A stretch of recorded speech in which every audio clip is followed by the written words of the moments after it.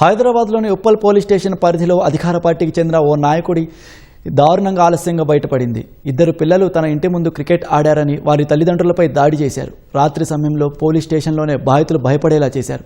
ఇందుకు సంబంధించిన వీడియోలు బయటికి రావడంతో వైరల్గా మారాయి.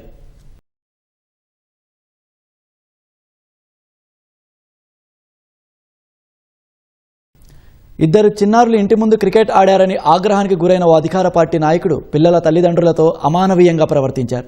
వారిపై దాడి చేయడంతో పాటు అధికార బలాన్ని ఉపయోగించి పోలీస్ స్టేషన్లో ఫిర్యాదు చేసి భయపెట్టాడు.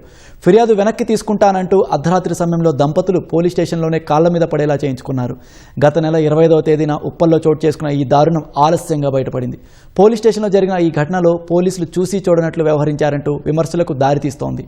ఈ ఘటనపై స్పెషల్ బ్రాంచి పోలీసులు సమాచారం సేకరించి నివేదిక సిద్ధం చేస్తున్నట్లు తెలిసింది.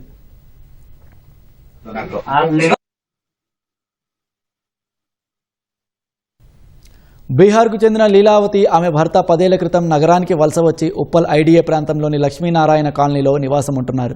ఓ అట్టెల కంపెనీలో పనిచేస్తూ ఇద్దరు కుమారులను చదివిస్తున్నారు. మే 25న రాత్రి లీలావతి ఇద్దరు పిల్లలు మరికొందరు కలిసి కాలనీలోని రోడ్డు మీద క్రికెట్ ఆడారు.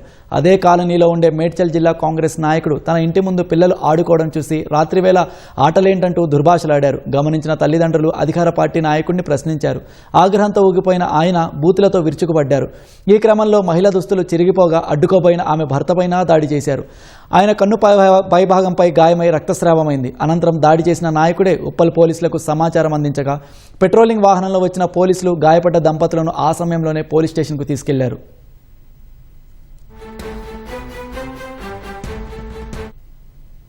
దాడి చేసిన నాయకుడి వీడియోలు స్థానిక వాట్సాప్ గ్రూపుల్లో చక్కర్లు కొట్టడాన్ని గమనించిన ఆయన అర్ధరాత్రి వేళ స్టేషన్కు వెళ్లి లీలావతి కుటుంబం తన బంగారు గొలుసు దొంగతనం చేసిందని ఫిర్యాదు చేశారు. అప్పటికే అవమానంతో కుంగిపోతున్న ఆ కుటుంబం తమపై దొంగతనం కేసు నమోదవుతుందేమోనని భయపడి కేసు నమోదు చేయొద్దంటూ ప్రాధేయపడ్డారు. ఈ ఉదంతంలో పోలీసులు బాధితుల పక్షాన కాకుండా దాడి చేసిన వ్యక్తికి మద్దతుగా నిలవడం చర్చనీయాంశంగా మారింది. తన మీద జరిగిన దాడి ఠాణాలో అవమానాన్ని వివరిస్తూ బాధితురాలు తీసుకున్న సెల్ఫీ వీడియో సామాజిక మాధ్యమాల్లో వైరల్గా మారింది.